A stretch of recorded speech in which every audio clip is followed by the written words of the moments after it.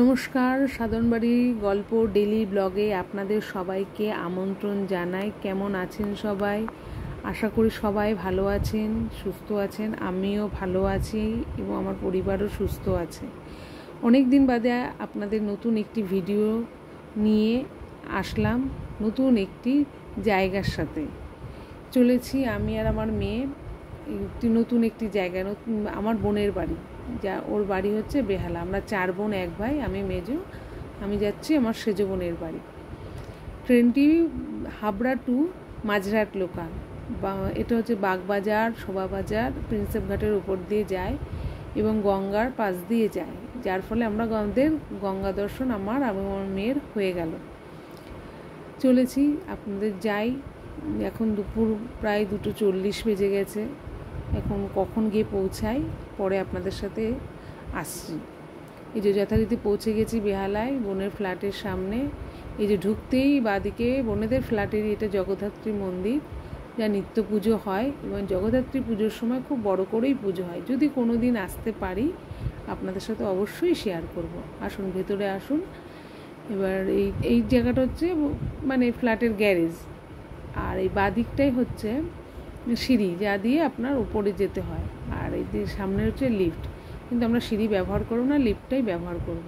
আর ওই যে 4th floor দেখছেন না, ওটাই হচ্ছে বোনের ফ্ল্যাট। আসুন এবার আমরা লিফট করে যাই ওপরে।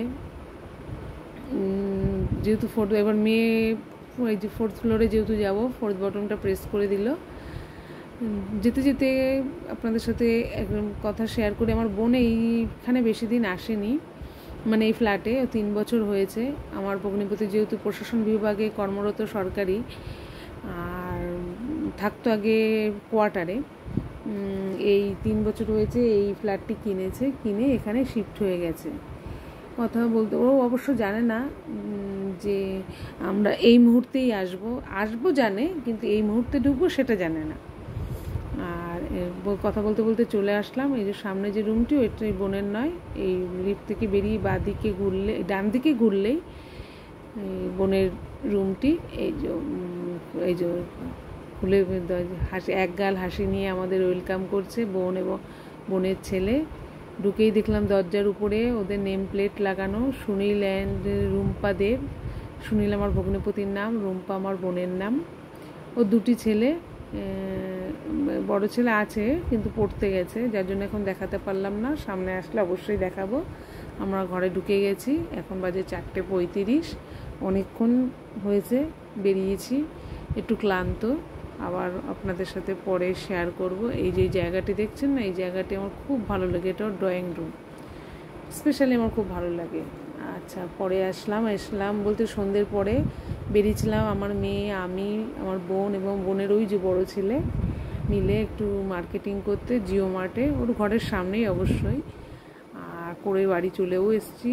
এসে তাড়াতাড়ি খাওয়া দাওয়া করে নিয়ে শুয়ে পড়বো। এই যে আমার বোনের ছেলে আর মেয়ে খাওয়া দাওয়া হয়ে গেছে, বসে টিভি দেখছে। আমাদেরও খাওয়া দাওয়া হয়ে গেছে, বোন বিছনা টিছনা করে দিচ্ছে।